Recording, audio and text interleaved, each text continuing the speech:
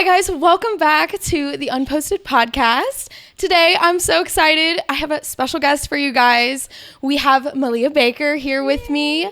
Malia is a dancer, choreographer, teacher, and I like to tell her that she's like an overall just like online personality, because when your stuff pops up on my page, honestly, it just gives me joy. Like, you have so much energy that's like coming out of like the phone, I guess. I'm like, Malia has so much energy, and I'm like, how has she gotten to this point? So of course I had to reach out and get you on the mic here today. I'm excited to be here. Thank you for being here. Getting really quick into things, because I like to give really long intros. If you guys have been watching, you're probably like, Liz, get to the freaking point, start the video. So we're gonna get right into kind of your background. I know you moved here from Colorado. Yes. How long have you been dancing? Like, how did you get to LA, I guess? Yes. Let's start from the beginning. Okay. So I started dancing when I was pretty young, like 4, 5, 6. Yeah. Started just taking class. Don't remember like starting to dance. Right. Just like when It's all I a think blur. back to my earliest memories, I'm like, yeah, dance was always there. So I think like looking back at like old videos, I always was like moving and performing for the camera, and my mom was in theater, like was a community theater gal. So did you get your little like... Yes. Oh, you had to like follow in your mom's. Like, yes, she wanted me to be a performer, and Yeah. she like whenever she would do musical theater, like she always struggled with the choreography. She was like, one of you's gonna be good at dance, and it was me. And it was you. And it was me. And so I just started dancing and started really getting into it, and just loved it and wanted to like do more and more and more. So I started competing, started doing solos, started all like the things. I've been watching Dance Moms lately, so like reliving this story. I'm like, oh my God. I actually just restarted Dance Moms too, but I'm having George go on the journey with me, because I'm like, George, if we have kids one day, like they're gonna be in dance, maybe not to this level, but like you gotta understand. And he just cannot believe. Oh my God, I watch those little girls and I'm like, they're so good and they're so sweet, and I just want to hug them. I know, but anyway, Dance Moms aside, so I started competing, and then when I was about 13, I switched studios, and the studio that I started going to would take like trips to Los Angeles. So I'd go to Los Angeles, or I'd go to New York in the summer and take class, and we would go to the Edge Performing Arts Center, and I would watch all the scholarships and be like, oh my God, I want to be that. I want to do that. And then when I was in high school, I was always like, I don't really want to go to college. I applied to one college dance program. Okay, yeah, same. So what was that process for you, like with your parents? Like, were your parents like, oh, it's fine, you don't need to go to school? Because mine were like, no. Or my dad, he was like, you need to go to school. There was not like a dance career. So I don't know if you had a similar experience. When I've talked to my parents about it now, because I was like, how the heck did you have me move at 18 to a new place alone? Like, why did you let me do that? And they've told me, like, you were just so certain from such a young age that this is what you're going to do, that it's like, we just had to support you in that journey. Aww. So when I was like, I'm going to move to LA and be a dancer, and I'm going to do this, this, and this, I think I just had such a clear vision for myself that they were just like, okay, they trusted great. Your path. Exactly. And clearly it's worked out for the best. Yes. Here we are, like, 10 years. Almost 10 years. I'm 9 years. Yeah, it'll be 10 years like next week or something, when I like packed up my car and moved. Gosh, that's crazy. Yeah. So, you know, I feel like, so we both, for those of you listening, we both did the same scholarship program at Edge Performing Arts Center. Malia was a year before me, and then I came out and, you know, followed in a very similar path. Yeah. And I remember Bill, he said to all of us, he's like, a lot of times, you know, throughout the years, like, look around, all these people here aren't going to be here in 10 years. And a lot of times, if you make it 10 years, a lot of times, like, you're either here to stay or you've made it in somewhat of the industry. And now you're coming up on 10 years. Like, I remember him saying that. So every time in my head, I'm like, 10 years is it. I got to make it to 10 years. There's going to be bumps in the road. But once I get to 10 years, I think I'm good. Yes. And like the path that it took to get here, and like when I moved here at 18, like the vision that I had for myself is so different than what I'm living now. And it's just like a testament to just being along for the ride. And if you really want to do it and stay in it, like you just gotta do it. Just do it. Yeah. Do it. And I think, you know, it's really interesting to hear a lot of dancers have a very similar perspective as far as like they come to LA thinking it's going to be one thing or thinking they're going to do one thing and they do like the complete opposite. Like, you know, of course, I thought I was going to be touring and doing all this thing at my age now. And now I'm not really in the dance industry at all. Right. Like I'm still in entertainment and doing the things I love, but like things have shifted. Yeah. So I guess whenever you moved here to LA, I feel like, you know, just relating to the fact that you're probably like, I have a vision. I want to do X, Y, and Z in my dance career. And like, that's it. And I know a lot of times things don't go as planned. Yeah. So, you know, once you went through this Edge scholarship program and you got off, like, what was that experience like after not having guidance from, you know, Edge? Yeah. I definitely like to say another thing that Bill Prudich said was like, just keep quoting. You're going to be the best dancer from your little studio. And then you're going to come out to LA with all the other best dancers from their studio, plus all the people that have been here for 10 years who are already like doing the thing.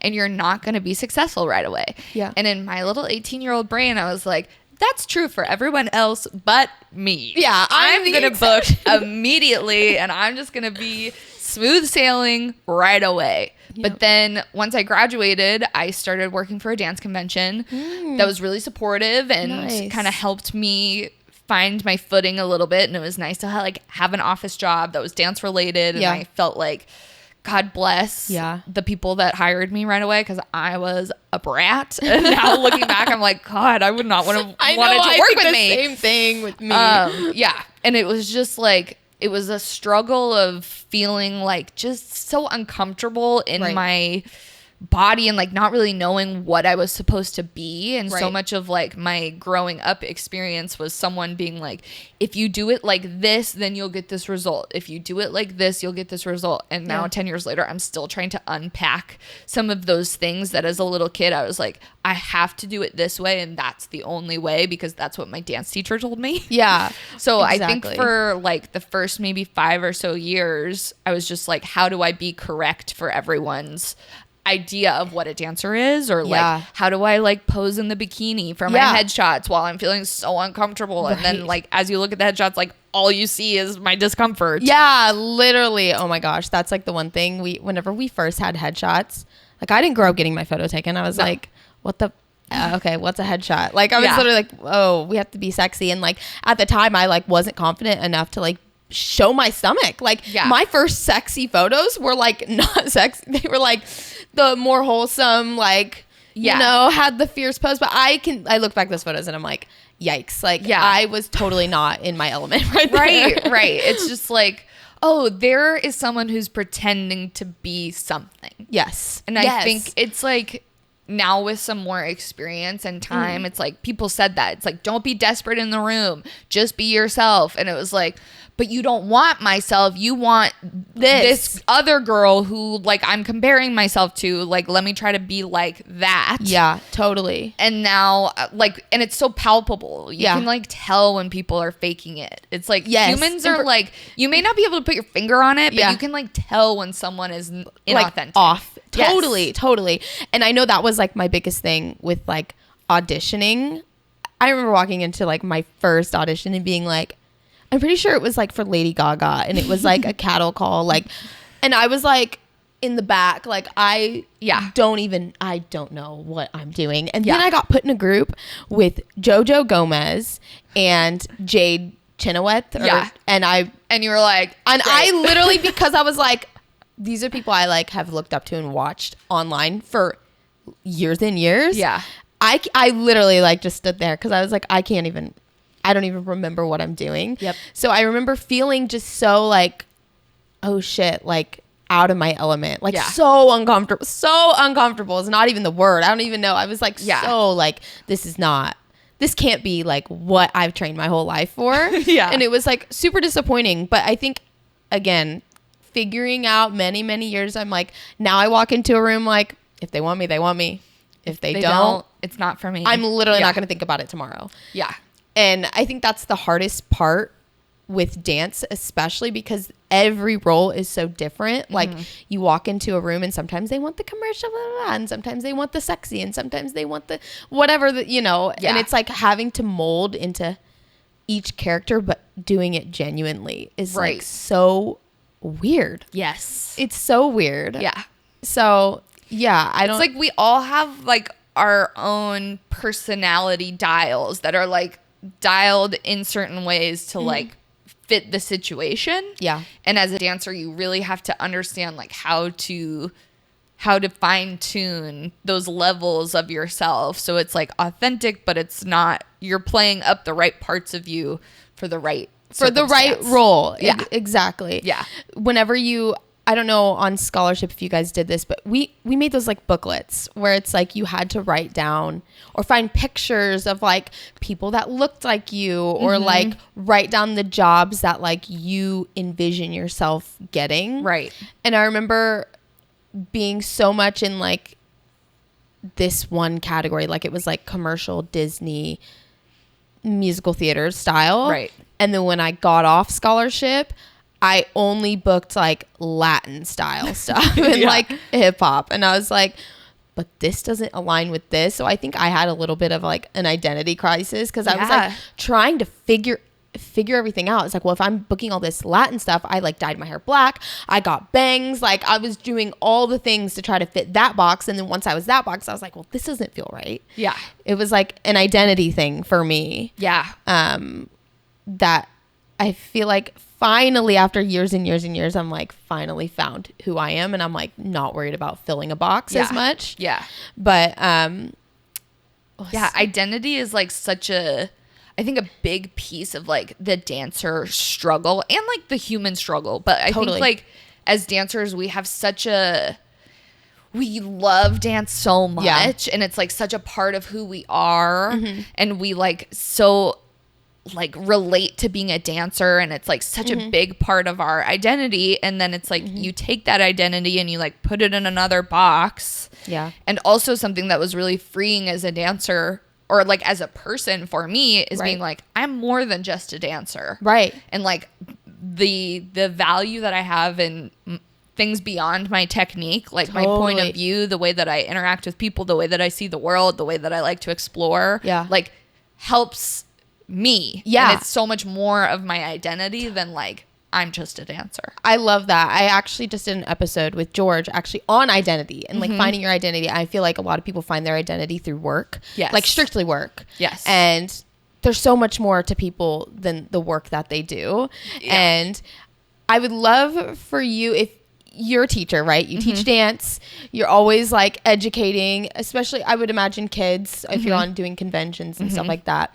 If you could give any advice as far as like on the identity side, on the things like if you were casting for something, or like choreographing for a show, like what are the things that you're looking for from a dancer that's not just the dance role, as far as like, you know, the technique and fitting that box? Yes. Are there other things? I think it's really like, if I'm on a convention circuit, like I will always give the scholarship to the kid that like makes a face that makes me laugh. I love that. Because it's just like, I like when people can relax. Yeah. Like, and we were just talking about like that feeling of desperation, like that feeling of like, look at me, tell me that I'm right, is like just not appealing. Right. I always like say to the kids, I'm like, imagine if you like wanted someone to come to your birthday party and they were like, please invite me to your birthday party. It's like, you don't want that person to be there because that energy is like too intense.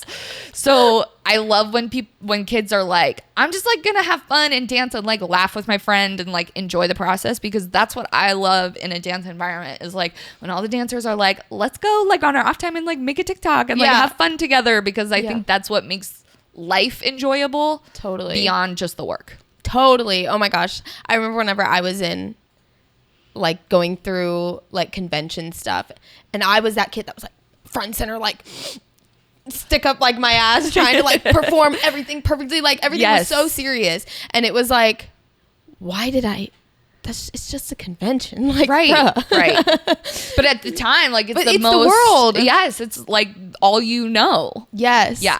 So yeah, I think that's really good advice, especially for kids, I think, or people that want to go into arts or even think whatever situation they're in right now is like the end all be all, and it's gonna like make or break this scholarship or this award or this trophy is gonna like define them for the rest of their life. Like I literally thought that first place was like the only option growing up in like competition. I thought it like identified like who I was as a competition kid, and it doesn't at all. And I look back, I'm like, that stuff is so silly. Yeah. Like, why did I take that so seriously? I think dancers generally have like a tendency to kind of overanalyze everything because we're so like in tune to our bodies that we're like, oh, because that person did this, then it means this. And like, or at least I do that. Yeah, no, I was like talking to my husband on the way here, and I was like, it's just so hard to not take it personally. Like when you're not booked on a job or when someone else gets an opportunity, you're like, my brain just goes, it's because you blah, blah, blah. It's because you did a mistake or and when you think about it, there's probably 17 million reasons that I didn't come up with that are the actual reason. Right. And it has nothing to do with you either. Exactly. That's the thing. It's everything to do with they needed a different like hairstyle. Like she is a great dancer, but maybe we want black hair, or maybe we want an Asian dancer. Maybe, we don't want a redhead. Maybe we got to fly someone from this place to this place and you are in this place. Right. Even like logistical things. Like, oh, well, we have somebody. Oh, well, this girl's the better dancer, but we can't use her because, flying is going to cost more money. Yeah. Like things that, I try not to get all up in my head about. I'm like, no, there's like a million reasons. And like, I don't need to know why. And it's like being at peace with that. But it's a continued journey. And I feel like this applies to everybody, no matter where you are, if you're in college, if you're, applying for a job and like in the workforce, like wherever that is. Yeah. Like, I feel like dancers, like we experience it pretty intensely because it's constant, almost like constant rejection. Yes. Which is the next topic like I want to get into, because like you're told no like 100 times before you're told like that one yes. Yes. And it's really hard. It's very hard. And like even the best dancers in the world, like they're still told no. And like the best people in their craft or in their workforce, like they're still told no. Yes. And we just get a lot more of it, I feel like, with going into entertainment, because it's like audition after audition. Yeah.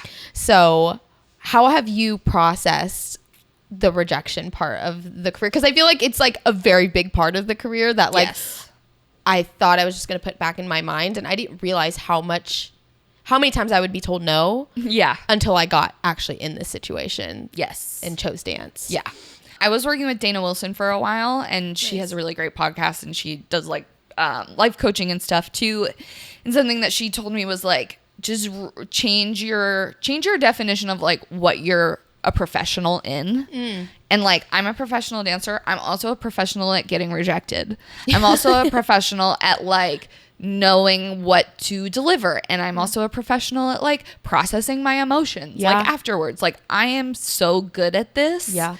Even though it sucks every time. Yeah. Like every time I go to an audition, like, and also now I'm at a point where I feel like my skill level has just improved so much along with my like mindset, right? That of course. For most auditions that I do now, I'm like, I crushed that, like, and I logistically know that I did a good job, right? And then it's out of my hands. Like as long as I show up as myself, if I'm nice to people in the room, if I like learn to the choreography quickly, like I just am enjoying getting a chance to do what I like to do. Yeah. I went to an audition recently, and it was the first time in a long time that I walked in and I was like, whatever happens, happens. Like, I don't care. I learned the combo. I was like, oh, this feels really good. Cool. Got past the first round, got cut. Yeah. I was like, cool. That was a great experience. And it was like twisting my mind. I'm like, no, we're not going to be like, well, they didn't like this about me and they didn't like this. It was like, no, that was like an overall good experience. Yeah. Even though I didn't get, what I wanted out of it. Yeah. I still got out of the house. I moved my body. It was like a free class. And again, I feel like the more you throw darts at a dartboard, it's like one of these times. Yes. You're going to hit it. Yes. But the right time. Also, you never know, like, if we're doing that analogy, it's like you might throw a dart and it'll be flying for 3 years. Yes. And then it'll hit. Like, you never know what actions you did a while ago will then come back and like It's come like back to planting you. the seeds. Yes. Plant the seeds. Even like a relationship in the room. Like I always like tell people that, like, even like my little sister, I'm like, go and network and talk to a bunch of people, because you never know when that next person is going to be that choreographer and they're going to be like, oh, Emily. Yes, I remember her. She was so nice. Yeah, or whatever. Exactly. So it's all about planting your seeds. Yes. And eventually you'll see which ones start to sprout. But yes. yeah, that's really good advice. I think for, I just go back to my mindset as a kid. Yeah. As like, I wish I had mentors that were to prep me for auditions and like rejection. Cause I was from a small town and nobody had come to LA and pursued dance. Like, I was like, I'm going to go and be on TV. Like, and that was it. There was never like reality check until like I had my own reality check, Oh yeah. So yeah, getting rejected sucks, and it never gets, I will say it does get easier, but it's never easy. No. Like, I can sit here on this podcast and be like, and I am so good at getting rejected, and I don't care what anyone thinks. I care so deeply about what people think of me, and I think like I spiral myself out about what I think people are thinking of me. But I've definitely gotten much better at that, and being able to check like, okay, those thoughts are not real. Yeah. Like, you just because you're thinking them doesn't mean it's the truth. Right. Like, do what you can do, and that's all you can do. Yes, our minds are so mean to us. Sometimes like we pick at ourselves, and a lot of times it's things like nobody would even notice. Like I'm like looking at the mirror like, oh my gosh, like, like my body image or my hair, little things that like nobody would literally nobody would like even think twice about. 100%. But we're so mean to we can be so mean to ourselves. So it's like loving yourself. Not everybody's like, being like, oh, well, she did a bad double turn into maybe some people are, and they're mean girls if they're thinking that way. Oh my God. So we'll talk off mic about some mean girls. Yeah. Mean girls. So you got new headshots. I got new headshots. Yes. And they're so cute. Thank you. I looked at them and I saw that you had, did you have one hand that was pink and one hand that was green? Yes. What was like the inspiration behind that? Because I think that's so fun. I have been obsessed. Like, I'll show you. I've been obsessed with pink and green lately. I just think they're such fun colors, and I think just having like my nails painted in fun colors and like different colors. It's like, it's just, I've really started over the past couple of years just trying to be like, why not have fun? I love Why that. not be joyful? Why not like pick fun colors to wear? Because no one makes the rules but you. Yeah. Like, you can do literally whatever you want most of the time. Literally, you can do anything you want. Yeah. And I think with social media and TikTok and different things, they have like the aesthetic of like neutrals and boring beige, like which is great. And I want to look like I'm basic today, but like most days, like I'm like, I love like fun, bright colors. Yes. And because I found myself pushing back on the bright colors because it's not as in right now, but I'm like, why? I had to like ask myself why. Yes. Because if you ask anybody that knows me really well, like my family, George, like I'm like the silliest, goofiest person ever. And I'm like, why can't I just like let that out more, And it's because I'm like thinking about what people are, sending my stuff. I've seen people send my posts to people on Instagram, like, and they're like, oh, I'm like, oh. So I think ever since like those things, it's like, oh, people do talk. Yes. But it's learning to not care and like, just do it anyway because it makes you happy. Yes. So that's one thing, I was scrolling on social media and your posts always pop up on my page. So I'm like, she's just so like free in who you are, which I think is super inspiring and like a light to people, because in a world that's so like saturated with just like boring people following everybody else, I feel like you're a pop of like personality that's just you. And I just, what has gotten you to this point? Obviously we still are in our heads and stuff about a lot of things, but you still put it out there Yeah. as you. And what has gotten you comfortable to do that? Because I know a lot of people have asked me, like, how do you post so much? How do you not care? You know, you look silly in this video and this video. Yeah. And I'm like, I don't know. I've gotten to the point now where I am a little bit more comfortable, but I want to hear like how you have gotten to the point of just fully embracing that fun, silly side. Yeah. I think it's like part of it has just been, I've kind of always been that way. Yeah. Like when I was a little kid, I was like always the one that was like, even if we did really poorly at competition, I was like, wasn't that so fun? Yeah. Like I just have always like wanted to have fun and just be loud and obnoxious and make stupid faces. Like I think that's always been something that's inherent to me. Yeah.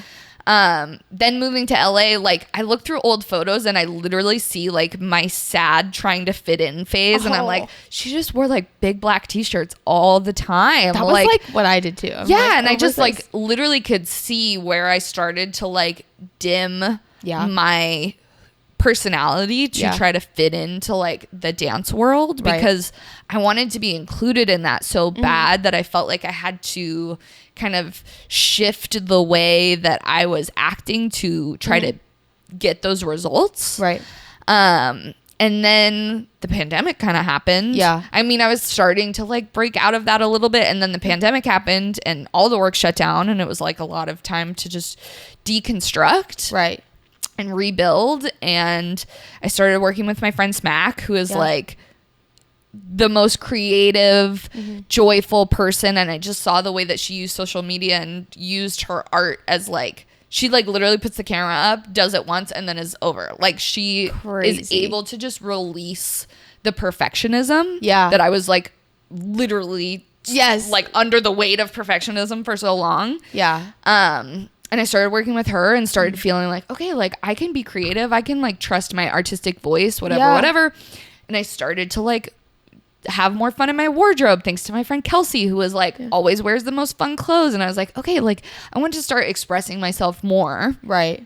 And then as I was starting to do that and as I was starting to feel more confident in myself again, Bob's Dance Shop like came in and really helped validate that personal expression. Yeah. And then I started getting to tour and I started getting to do all these like crazy jobs and opportunities because I was just being myself. Yeah. So I was very lucky to feel validated in that. Right. And that feeling that validation and feeling like, okay, like if you are yourself, eventually some way or another, like that opportunity will come. Yeah. And now I just feel like, okay, I've been validated in that. Yeah. I'm going to just really go for it because I'm the most happy I've ever been. Like I just feel like so much more creative. I feel more like joyful. I feel more curious. Like I just am now in a place where I want to learn. I want to like look at Pinterest and find like cool makeup and find fun fashion just because like why not have fun? Yeah. It's better. It's better than for your oversized black t-shirt. Yeah. Oh my gosh. Yes. And like, I think, you know, I really live by like the saying, like what's meant for you will come. Yeah. But I know that's the case when you're fully your authentic self and just like putting your, you know, who you are out there. I feel like what's meant for you can't come if you're not embracing who you are because there's something special for everybody. And I think that's really cool that, you know, first and foremost that you're talking about it and that you're open about it. And, you know, because I relate completely with like the big black t-shirt. Yeah. It was like all I wore on scholarship. Yes. But it was only when I got on, you know, it's like when I started comparing myself to other people and dancers and, you know, having to try to fit different boxes that I was like, well, there's not a box for me. Yeah. And I've learned over the years, there is a box for me and you and everybody. And yeah, just embracing who you are is the best thing. Also for your mental health and for your creativity. 100%. No. 100%. It's really easy to compare yourself to other people, like especially when you're just like sitting and scrolling and being like, okay, like they look great in their headshots and they shot with the same person and they had this person style their Oh my stuff. gosh. And then you just see like, you start to scroll and you're like, well, there's another person who took that same headshot with that same stylist and that same makeup artist. And then you're just and like, oh, I should book that same makeup artist. Like if everyone else is doing it, like I should do it. And then it's like, oh wait, no. Like once everyone starts doing it, then it all looks the same. Yes. Like there are phases of like headshot photographers and headshot styles where it's like, okay, that was like the moment. And then that was the moment. And then that it's was like, the trend. That but was the trend. what is timeless? Right. Like what is the trend versus what is timeless? And I think being yourself never goes out of style. Timeless. Yeah. That's really well said. I saw that you said that you did your own hair and makeup and wardrobe and everything for your headshots. Yes. Yeah. Because I think like now I want to show up to the audition and like show people, or like even if they're picking my headshot, like I want them to be like, oh, that's what she looks like. And then go and then be like, this is still what I look like. Right. And you can tell like who I am based upon this moment, because I had headshots done by somebody, and Lark did my makeup. Yeah. Lark has done my makeup. Incredible. She's amazing. Incredible. Yes. Can I do that? No. So I looked like that for one day and then never again. And then I go to these like sexy auditions and I'm like with my like little cat eye and I'm like it's just, I'm like, I don't look like that. I did. I can. I have the potential to look like that if you hire 5 people. Yes. Like if you hire Lark, I can look just like that. Yes. So now I'm just trying to show up as myself, because I feel so much more relaxed when I can just like be who I am. There's no stress. Of, like thinking about how does this person act? Like how do I need to morph myself into what you want? Which is like difficult, because that's kind of what a dancer's job is. Yeah, it is. So it's like, how do you have the balance of like showing up as yourself, but then also doing what it's asked of you? Yeah, definitely. Finding that good blend, I think, takes years and time. Yeah. But dive right in, be yourself.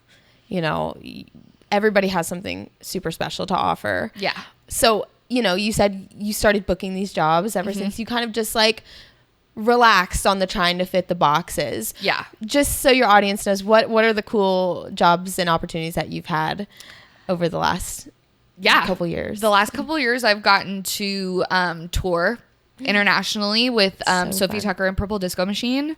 I got to dance at Coachella. I got to perform my own choreography at Coachella. Wow, which was that's so really cool. Yeah, it was really awesome. And oh my goodness. Choreographed music videos, and I just choreographed a short film. Like I definitely have started to plant more of my choreography seeds, and I still love performing. Yeah. And being able to choreograph and perform in tandem was something that I also never thought I could do. Yeah. And yeah, it's been a whirlwind. Yeah. Bob's Dance Shop is the dancers that I have worked with that dance with Sophie Tucker. They dance with Purple Disco Machine. They're dancing for other DJs, and now they're starting their own kind of, it's like a dance company, but not like any other dance company you've ever seen. Yeah. They're starting to work on their own original music. We're starting to produce our own shows and star in our own shows, and really cool. Yeah. So you get a lot of creative freedom. So much creative freedom. That's so cool. Also, like a big part of our performances, it's like we'll do our set choreographies, but then we'll also just improv and we'll freestyle. And it's like, fun. That has also been a really wonderful thing too, is like finding what my freestyle is like. Yeah. And like, yes, without the structure of choreography, because a couple years ago that was so daunting. Yeah. Of like, oh my God, I have to freestyle an audition. I'm like, and then like your dance teachers are in your head, like, show off all your tricks. And then it's like another dance teacher's like, use your levels. And you're like having to hold all of these just dance like becoming teachers. a robot. Yeah. You're just like, what do you want from me? But then getting to go on stage and just do whatever I want and have the support of those artists to be like, yeah, whatever you do is great. Has been super amazing. And I know that not everyone gets that validation in their work. So I'm very grateful for that. Yes. But it's just been a really great discovery of like, okay, what do I like to do? Very cool. Yeah. That's super exciting. 2 questions, because, you know, you're a teacher, you teach dance. Yep. Choreographer. If there is somebody that's aspiring to be a professional dancer, what advice would you give? Let's say they don't live in LA, they're not here, they're very disconnected from what it's like to be in the industry. What advice would you give them if they're wanting to pursue a career? I think the things that make a really great dancer are not just like great dancing. Yeah. Like great dancing is, you could like pick it off a tree. Yeah. Like everybody can great dance. Yeah. But I think the people that make really great professional dancers are really smart and just aware and able to kind of navigate and work well in teams because you're so rarely dancing by yourself that you need to have a good energy. You need to be able to navigate through space. Like go to the concert and see if you can like go through the crowd and like navigate space. Can you be smart and can you like reverse the choreography on a dime? Like can you be able to switch back and forth?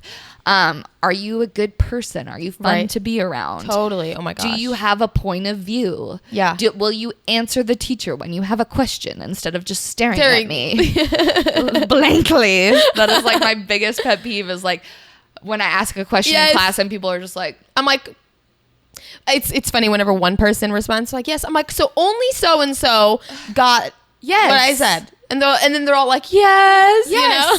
And like I always give the analogy when I'm teaching. I'm like, can you imagine going into Starbucks and they're like, what do you want? And you're like, right? Like that's how I feel. I'm like, what? Hello. Yeah. Like just because we're in dance class doesn't mean you like lose all autonomy. Like you can't talk. You still have opinions. You still like have ideas. Yes. So I really like a communal, collaborative environment. I know not every dance teacher is like that. Not every choreographer is like that. But that's what I like. But that's what Malia likes. Yeah. So guys, take her class. Yes. And second question, if there's anybody that wants to get into choreography or like maybe they're dancers but they don't know how to get into either teaching or choreography. Yeah. What are the steps like that you took initially to kind of break into that world? Use your resources. Use your friends. Ask your friends for help. I think that's something I'm really trying to get better at. Bob Sandshop is the director. His name is Vince Coconato. That's a goes fun by name. Coco. Yeah. So Coco, like, I think Coco's superpower is being able to go up to people and be like, I'm doing this thing. I would love to have you a part of it. Yeah. Come join us. And like, that's how we work for Sophie Tucker and Purple Disco Machine, because he reached out and was like, you need dancers and it should be us. And they were like, okay. Yeah. So you never know what you can get by asking. Yeah. And I think if you're afraid to ask people for help or try to do everything alone, it's like you're not gonna achieve it. Yeah. Unless you're Bo Burnham and can do like everything. Yeah. That person is very rare. And I do think that doesn't exist in like the dancer space in the same way. Right. And if you're gonna choreograph, like set some movement on your friends. Teach a class to your friends. Have somebody film it. Like when I started teaching, I would like rent out Madeline Clark and 5 people would come and I'd pay $20 to teach. And I did that for years. And now I'm in a place where I'm like getting paid to teach consistently. And that's nice. Yes. But it's just because I put myself out there, and you just have to keep trying. Yeah. Keep going. Yeah. Keep going. Literally keep going. Yeah. Like, it's the long game. Yes. And it's like you have to it doesn't matter what industry you're in. Like, you're not just, on a rare occasion, somebody might just get lucky. But like, you have to put the work in. And it's not everybody that you see online that's an overnight success is not an overnight success. It doesn't exist. It doesn't exist. It does not. And I think it's just listening to the voice in your head, or being able to trust in yourself of like, what's the difference between frustration but you still love what you do versus like actually hating it and wanting to give up. Right. Like, yes, you'll know the difference. You'll know the difference. Like, things are hard and it's a struggle, and it's like it's okay to put things down and come back to it. Definitely. I think I have one last question just for the audience as a whole, not even like dancer. Yeah. What advice would you give for somebody that's like struggling with, either anxiety or finding their path or afraid of stepping into that identity? Kind of like an overarching, if you were to just give any little snippet of like inspiration regarding mental health and like kind of navigating that. I think the two things that have really been a game changer for me is like such a cliche, but it's like gratitude and curiosity. Like I have found so much curiosity in like nature, like just staring at birds, like looking at the clouds, learning about the clouds, learning about like just all sorts of different things. I find that the human experience is so complex and varied, and the more curious I can be about it, the more I'm like, ooh, that's fun. Like I want to learn. Like I want to be like, I want to take a little leaf off the tree and like break it apart and see like how it's made. And I think getting small in my vision has helped me. Like I definitely get overwhelmed on social media when I'm like, look at all the things this person's doing, look at all the things that are happening in the world. Oh my god, it's so overwhelming. And then when I can just like be like, oh my god, my dog's nose has like a crease right there, I never noticed. Like little things I think make everything. I totally agree with that. So before we end, you had your little moment on So You Think You Can Dance. Yes. And I saw your interview with Kat Deely. Yes. And you guys did your funny face. Yes. Like your crazy funny face. Yes. Can we look at our cameras and give the funniest face? Yes. We can give on 3. Yes. Ready? Oh yeah. Ready? 1, 2, 3. Oh my god. Yeah. That's amazing. That's amazing. Thank you so much. Thank you. That is, I saw that. I was like, I have to do that on this podcast. I hope that every interview I do for the rest of time asks me that. Where can they find you? What's your social media platforms? My Instagram is Malia Baker, just first and last name. My TikTok that I never use is Malia Bakes Moves. And my YouTube channel that I've had since I was 11 years old is Dude, It's Malia. Oh, that's nice. I know. Yes, Dude, It's Malia. And dancers in LA, where can they find you? Or either on conventions? Are you teaching? Yes, weekly? I have a weekly class at T Millie on Tuesdays, 1 to 2:30.